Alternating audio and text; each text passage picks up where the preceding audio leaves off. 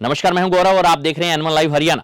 Seat का गणित में आपका स्वागत है और इस बार शुरुआत करेंगे सिरसा जिले के सिरसा की सीट से।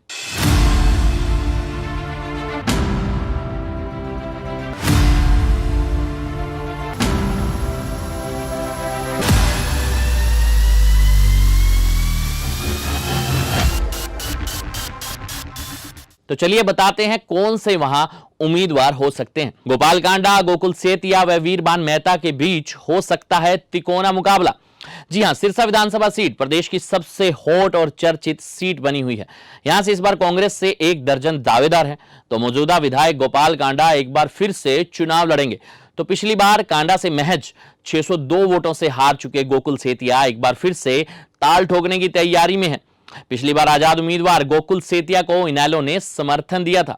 एक बार फिर से गोकुल सेतिया आजाद उम्मीदवार के रूप में ताल ठोक सकते हैं, तो वे कांग्रेस में भी जा सकते हैं। कांग्रेस से वीरबान मेहता, अमीर चावला, राजकुमार शर्मा व नमीन केडिया प्रमुख दावेदारों में शुमार हैं। आम आदमी पार्टी से श्याम मेहता एवं प्रदीप सचदेवा चुनावी मैदान में आ सकते हैं, तो जजपा से अशोक वर्मा, रोहित गनेरीवाला जैसे नाम चर्चा में बने हुए हैं।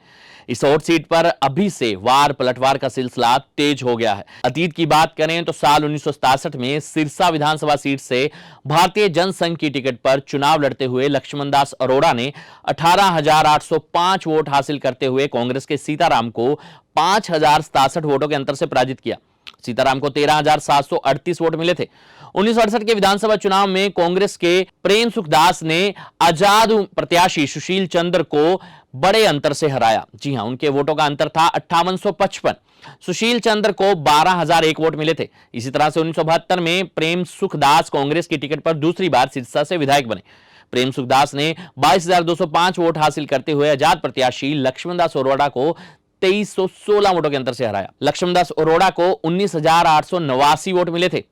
1977 के विधानसभा चुनाव में जनता पार्टी की लहर के बीच शंकर लाल ने जनता पार्टी की टिकट पर चुनाव लड़ते हुए 14,276 वोट हासिल करते हुए आजाद प्रत्याशी लक्ष्मण दास को 4406 वोटों के अंतर से पराजित किया। लक्ष्मण दास को तब 9870 वोट मिले थे।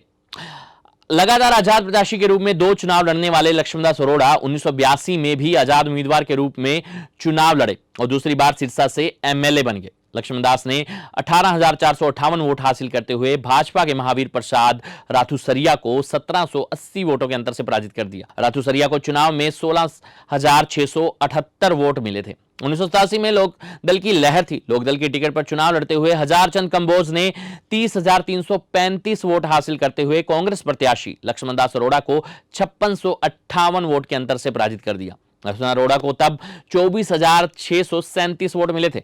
1991 के चुनाव में लक्ष्मण अरोड़ा ने कांग्रेस की टिकट पर चुनाव लड़ते हुए जीत हासिल की। उन्होंने भाजपा के गणेशी लाल को 18,995 वोटों के अंतर से पराजित कर दिया। 1996 के चुनाव में पहली बार सिरसा में कमल खिला।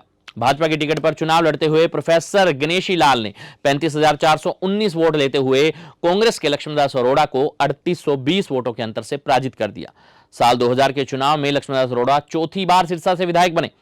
इस बार अरोड़ा ने 40,522 वोट लेते हुए भाजपा के जगदीश चोपड़ा को 15,091 वोटों के अंतर से पराजित कर दिया।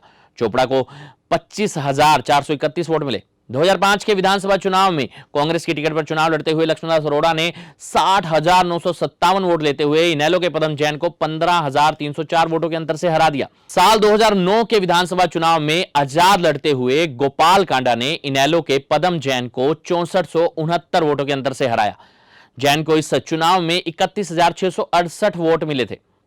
इस चुनाव में कांग्रेस के लक्ष्मणदास अरोड़ा तीसरे स्थान पर रहे। 2014 के चुनाव में इनेलो के मक्खनलाल सिंगला ने 40,573 वोट लेते हुए हरियाणा लोकहित पार्टी के सुप्रीमो और प्रत्याशी गोपाल कांडा को 2938 वोटों के अंतर से हरा दिया। गोपाल कांडा को उस चुनाव में 43,635 वोट मिले थे। 2019 के विधानसभा चुनाव में सिरसा सीट पर कड़ा मुकाबला हुआ। हरियाणा लोकहित पार्टी से चुनाव लड़ते हुए गोपाल कांडा ने 44,915 वोट हासिल किए और आजाद प्रत्याशी गोकुल सेतिया को 602 वोटों के अंतर से हरा दिया। गोकुल को इनेलो ने भी समर्थन किया था। गोकुल सेतिया को 44,315 वोट मिले थे, लेकिन मुकाबला इस बार और भी रोमांचक हो सकता है। यह थी हमारी रिपोर्ट।